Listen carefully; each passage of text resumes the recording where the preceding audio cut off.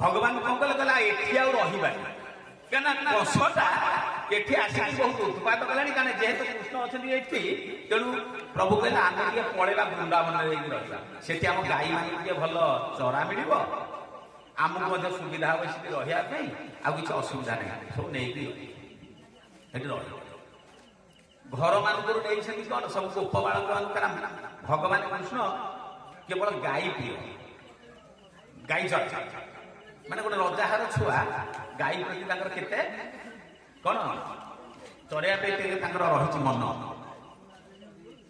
सी किसी जानती जी भक्तर अधीन होती भगवान भक्त केवल कौन पाइब ना भक्त को ही जान भगवान होती भक्तर भक्त हूँ भगवान ता छड़ा भगवान आ किसी जानती ना आज भगवान कहते जानीदेले जहाँ को सृष्टि कर सी आज मन में सन्देह होगा क्या भगवान से अंतर्जामी सब कहले सब गोटे काम कर समस्ते काली धरिकी आस खाद्य आउ कहीं क्या खाद्य खाइबे समस्ते एकाठी खाइबा देखो प्रभु कि एकाठी खाया इच्छा करें खाइले कौन कर अंठा प्रभु अंठा पैठा किसी प्रभु तो जहाँ खाइबे सी कौन सी तो हूँ महाप्रसाद सब नेले बसगले बसी प्रभु टे दूरे जाइए गोटे अघासुर अघ अर्थ पाप ये भितर जो पापटा रही से हूँ आम अघासुर अघासुर देखला खाली तार भर खाली आमिष गंध बाहर गला कृष्ण टी दूरे गले ये गाई बाछुरी जिते थे जो गोपाल बालक सब तो नहीं गला टाणिकी नहीं भितर को गला प्रभु देखिले कहले किरे इरा कौन सब नहीं सारा प्रभु देखिले भितर को पशिले कहला यहीटा सुविधा बाट पार्टी टे बंद करदे ये गोप बालक सहित ये कृष्ण बलराम कौन है से क्या अघात काम प्रभु गले प्रभु जदि बढ़े किए जगिब जदि कालिया साथे जदि ओजन हे किए टेक जदि कालिया साथे जदि ओजन हे कोई पंडा टेक घुचई पारे टिके ना सी जो हालका हो निजे उठिकी जे निजे जाती कहीं टेक करते पाद पानी नाही ताको धरिबो किए पाद पानी नाही ताको धरिबो किए ए मत ब्रह्म स्वरूप ए मत ब्रह्म स्वरूप देखा न पाए पाद पानी नाही ताको धरिबो किए पाद पानी नाही ताको धरिबो किए पाद पानी नाही के धरिए से ब्रह्म स्वरूप ये सबुतक जगत ठूल होती प्रभु कालिया साधन पाखे सारा जगत क्या भितर ना प्रभु पाखे रंग भंग किसी ना आम या रंग सी हूँ ब्रह्म दारु ब्रह्म जदारु ब्रह्म गुरु प्रणव तनुधर सर्ववेदांत सारं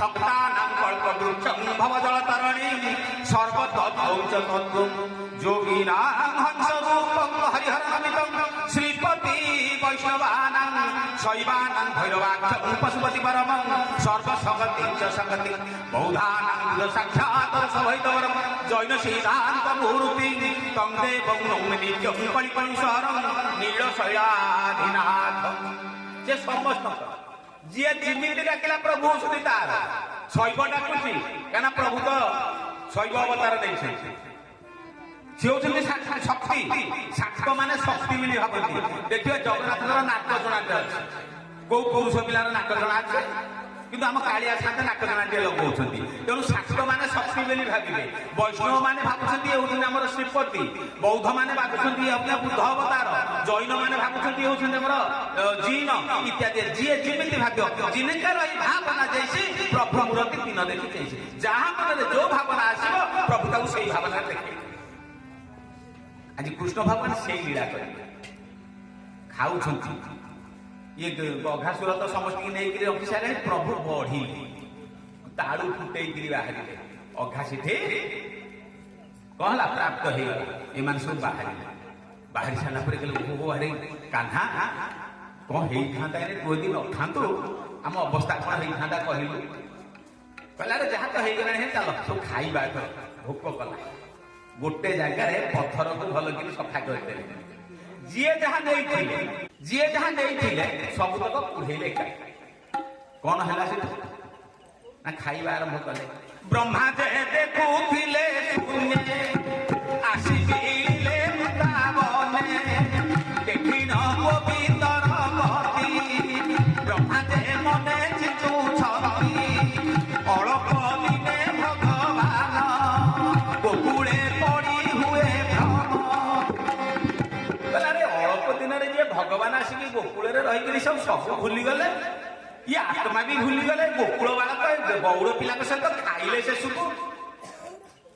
କିଏ ଜାଣେ ବ୍ରହ୍ମା ଚିନ୍ତା କରୁଛନ୍ତି। ବ୍ରହ୍ମା ଯେ ଦେଖୁଥିଲେ ଶୁଣି ଆସି ମିଳିଲେ ବୃନ୍ଦାବନ। ତାହେଲେ ଇଏ କଣ ସତରେ ଭଗବାନ? ଇଏ ବୋଧେ ଭଗବାନ ହେଇ ନଥିବେ। କାହିଁକି ନା ଯଦି ଭଗବାନ ହେଇଥାନ୍ତେ ଇଏ ସବୁତକ ଅଇଁଠା ଖାଉଛନ୍ତି ସେ ସମସ୍ତଙ୍କର। ଆରେ ଅଇଁଠା କଣ? ଭଗବାନ ପୁରା ଅନେଇଛନ୍ତି, ମା ସବରି ଅପେକ୍ଷା କରିଛି। ପ୍ରଭୁ ଯେତେବେଳେ ପଳେଇ ଯାଉଛନ୍ତି ସବରି ଆଶ୍ରମକୁ, ମନେ ରଖନ୍ତୁ ଟିକେ କାହା କଥାକୁ ଆମେ ଅଙ୍ଗୀକାର କରିବା ଦରକାର। ବାପର କଥା ବାପ ଯଦି କହିବ ଆମେ ତା କଥାକୁ ମାନିବା ଦରକାର, ପୁଅର ଲାଭ ହବ। ସ୍ୱାମୀ ଯଦି କହିବ ତା କଥାକୁ ଅଙ୍ଗୀକାର କରିବା ଦରକାର, ସ୍ତ୍ରୀର ଲାଭ ହବ। ଗୁରୁ ଯଦି ଅଙ୍ଗୀକାର କହିବା କଥା ଅଙ୍ଗୀକାର କରିବା ତାହେଲେ ଛାତ୍ରର ଲାଭ ହବ। ଗୁରୁ ପିତା ଆଉ କିଏ ସେ? ଗୁରୁ ପିତା ଆଉ ଗୋଟେ କଣ କହିଲେ? ତାଙ୍କ ଏଇଗୁଡାକ ସବୁ ଲାଭ। ଆମେ ମାନୁଛେ ତାଙ୍କୁ ଭୁଲରେ। କହିଲେ ଆପଣ ଆମେ ଚିନ୍ତା କରୁନାହାନ୍ତି, ଯିଏ ସ୍ୱାମୀ କି ଦେଖିଲେ କହିବ ଇଏ ହଉଛନ୍ତି ମୋର ଭଗବାନ। ସ୍ୱାମୀ କି ଦେଖିଲେ କହିବ ବା ଭଗବାନଙ୍କ ମନ୍ଦିରକୁ ଯିବ, ରାମ ମନ୍ଦିର ହଉ କି କୃଷ୍ଣ ମନ୍ଦିର କି ଜଗନ୍ନାଥଙ୍କୁ ଯାଇକି ଦେଖିଦବ, ଜଗନ୍ନାଥଙ୍କୁ କହିବ ହେ ଜଗନ୍ନାଥ ସ୍ୱାମୀ। ଜଗନ୍ନାଥ ହଉଛନ୍ତି ମୋର ସ୍ୱାମୀ ନୁହଁ, ଇଏ ଜଗତର ସ୍ୱାମୀ। ଯୋଉ ସ୍ତ୍ରୀ ଯାଇକି ଜଗନ୍ନାଥଙ୍କୁ କହିବ ହେ ପ୍ରଭୁ ତମେ ହଉଛ ମୋର ସ୍ୱାମୀ, ସ୍ୱାମୀ କି ଦେଖିଲେ କହିବ ଇଏ ହଉଛି ମୋର ଜଗନ୍ନାଥ, ସେଇ ହଉଛି ସତୀ ନାରୀ। ସେଇ ହଉଛି ସତୀ ନାରୀ ଯେ ଜଗନ୍ନାଥଙ୍କୁ ଦେଖିଲେ କହିବ ସ୍ୱାମୀ, ସ୍ୱାମୀ କି ଦେଖିଲେ କହିବ ଜଗନ୍ନାଥ। ଏବେ ଜଗନ୍ନାଥ ଗୁଡାକ ବହୁ କାନ୍ଦିଲେଣି ଘର ମାନଙ୍କରେ। କାହା ଘରେ ଆଉ ଅଛି ସେମିତି? ଏ ସତ୍ସଙ୍ଗ ସେଇଥିପାଇଁ ହଉଛି, ଏ ଘର ସୁଧୁରିବା ପାଇଁ ହଉଛି। ଖାଲି ଭାଗବତ ଶୁଣିଦେଲେ ହବନି।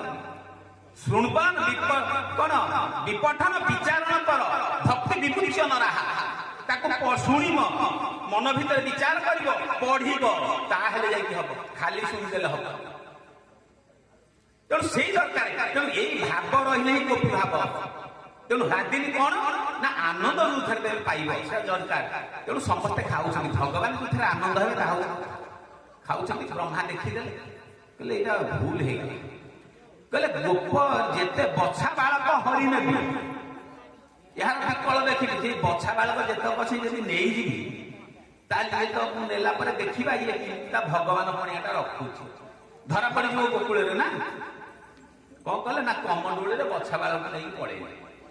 ଯେତେବେଳେ ନେଇଗଲେ ପ୍ରଭୁ ଜାଣିଦେଲେ, କହିଲେ ଓ ବ୍ରହ୍ମା ପରୀକ୍ଷା କରୁଥିଲ। ନିଜ ଅଙ୍ଗକୁ କଣ କଲେ ନା ସବୁ ତିଆରି କରିଦେଲେ। କଣ ବଛା ବାଳକ ସବୁ ତିଆରି କରିଦେଲେ, ସୃଷ୍ଟି କରିଦେଲେ ସାଙ୍ଗେ ସାଙ୍ଗେ। ପ୍ରଭୁ ବ୍ରହ୍ମା ନେଇକରି ଗଲେ ବ୍ରହ୍ମାପୁରକୁ। ବ୍ରହ୍ମାକୁ ବର୍ଷ ହେଇଗଲା। ଇଏ ଯେତେବେଳେ ତିଆରି ହେଇଗଲା, କେହି ଜାଣୁନାହାନ୍ତି ଯେ ବଛା ବାଳକ ନେଇକି ପଳେଇଲାଣି ବ୍ରହ୍ମା। ପ୍ରଭୁ ଜାଣିଦେଲେ ଯେ କଥା ହେଇଛି, ନିଜ ଅଙ୍ଗରୁ ସୃଷ୍ଟି କଲେ ବାଳକ ଆଉ ଗୋରୁ ସୃଷ୍ଟି କରିଦେଲେ। ୟା ପୂର୍ବରୁ ମନ୍ଦିର ଜାଣିଥିଲେ, ଯେତେବେଳେ ମା ଯଶୋମତୀ ମା ଯେତେବେଳେ ପ୍ରଭୁଙ୍କୁ କୋଳ କରିକି ଖାଆନ୍ତି, ପ୍ରଭୁ ଯେତେବେଳେ ସ୍ତନ୍ୟପାନ କରାନ୍ତି, ସବୁ ଗୌରୁଣୀ ମାନେ ଯୋଉ ଦେଖନ୍ତି, ସେ କହନ୍ତି ପ୍ରଭୁ ଆମେ କଣ ଟିକେ ସୁଖ ଟିକେ ପାଆନ୍ତୁନି? ଆମେ ତ ଆସିଛୁ ନା ଆପଣଙ୍କ ରକ୍ଷା କରିକିରି, ଆମେ ତ ଦେବତା ମାନେ ରୂପ ନେଇଛୁ ନା। ଯୋଉ ସୁଖ ପାଉଛନ୍ତି ମା କହିଲେ ଯଶୋମତୀ ମା ପାଉଛନ୍ତି, ସେ ସୁଖ କଣ ଆମେ ଟିକେ ପାଆନ୍ତୁନି? ଇଏ ଗାଈ ମାନେ ଦେଖୁଛନ୍ତି, କହିଲେ ପ୍ରଭୁ ଆପଣ ଯୋଉ ଯେତେବେଳେ ଯାହାଠୁ ଖାଉଛନ୍ତି କିଏ ଆନନ୍ଦ ଲାଗୁଛି, ଆମେ ଯଦି ଆପଣ ଯଦି ଆମଠୁ ଟିକେ ସ୍ତନ୍ୟପାନ କରନ୍ତେ ଆମେ ଟିକେ ଆନନ୍ଦ ହୁଅନ୍ତୁନି? ଆପଣ ପୁରା ସମସ୍ତଙ୍କୁ ଆନନ୍ଦ ଦେବା ପାଇଁ ଆସିଛନ୍ତି, ଆପଣଙ୍କର ସିନା ଆନନ୍ଦ ଦାତା। ଯଦି ଆନନ୍ଦ ଦାତା ଯଦି ତା ଜୀବକୁ ଯଦି ଆନନ୍ଦ ନେଇ ନପାରିବ, କି ଆନନ୍ଦ ଅଛି, କି ସୁଖ ଅଛି ଜୀବନରେ, କିଛି ଲାଭ ନାହିଁ। ପ୍ରଭୁ କହିଲେ ଅସୁବିଧା କଣ କଲେ ନା ନିଜ ସ୍ୱରୂପରୁ ତିଆରି କଲେ। କଣ ନିଜ ଓଙ୍କାର ସ୍ୱରୂପରୁ ତିଆରି କଲେ ଗୋରୁ ବାଳକ।